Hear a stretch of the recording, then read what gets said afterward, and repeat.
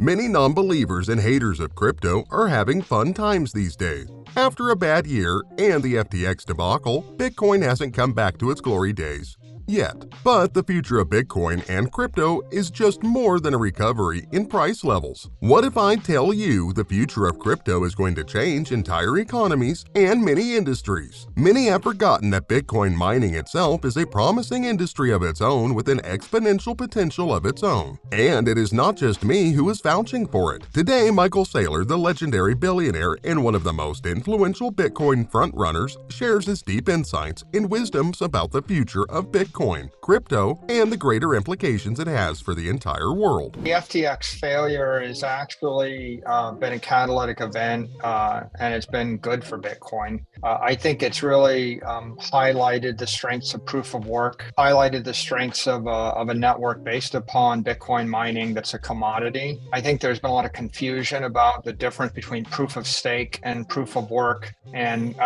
tokens like FTT token were based on staking algorithms and the like, and they weren't backed by energy. Just like there is a silver lining in every dark cloud, Michael Saylor is pointing out the good that came out of the catastrophic FTX scandal. As you just heard, the FTX collapse has been a catalyst event that highlighted key elements that many have not been paying attention to. According to Michael, it has all come down to proof of work versus proof of stake. And FTX has highlighted the strength of a proof of work type crypto network backed by Bitcoin mining. Now, as Michael mentioned, many people are confused between these two, proof of work and proof of stake. So what are they really? I'm sure even you are having a bit of a hard time. So let me explain it in the simplest way. Technicalities and heavy words aside, both of these are consensus mechanisms that are necessary to run cryptocurrencies. Consensus mechanisms? What's that? Well, those are protocols, algorithms, and other computer systems that keep cryptocurrency networks functioning. These are also how new cryptocurrencies are created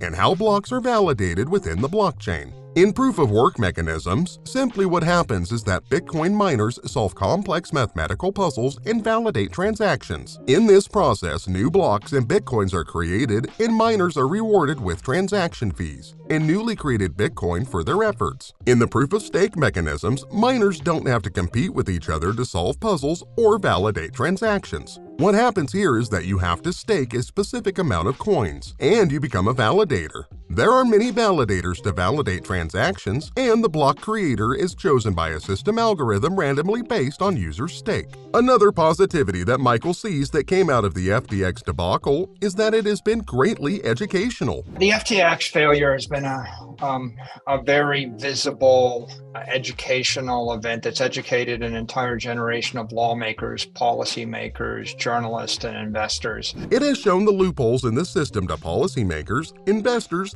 and pretty much to everyone. The problem in its transparency, and more importantly the main issue, in its centralization. Bitcoin, by contrast, is far better as it is a truly decentralized system. He is hopeful that this will lead to more transparency in the regulatory environment in the near future. I think it's important to note that the security of the Bitcoin network, it comes not just from the operation of Bitcoin mining data centers, but it also comes from the shipment and upgrading of Bitcoin mining equipment and semiconductors. I think it'll be good politically for Bitcoin in North America to have Intel behind it. I think it'll be good for Bitcoin miners to have another strong vendor. Intel's entrance into the Bitcoin mining industry will have profound implications, not just economically and financially, but even geopolitically. As Michael highlighted, Bitcoin is decentralized, yet Bitcoin mining is not. It's still controlled by a few powerful miners in the Bitcoin industry, and its mining hardware, such as semiconductors and other equipment, rely heavily on China. Intel's entrance into the game will not only decentralize this monopolistic domination in Bitcoin mining, it will also shift the reliance on China to North America back again. making the competition much healthier and safer for everyone in it. So far, during every bull market run, Bitcoin and cryptos did remarkably well, but no one cared about the situation in the crypto mining industry. And how was that doing? Unfortunately, the costs of Bitcoin and crypto mining were enormous. Hardware costs and energy bills were major barriers to entry for any newcomer. However, the entry of Intel into chip manufacturing and the upcoming crypto regulation that will make Bitcoin more transparent is definitely going to attract bigger investors and will change the game of cryptos forever.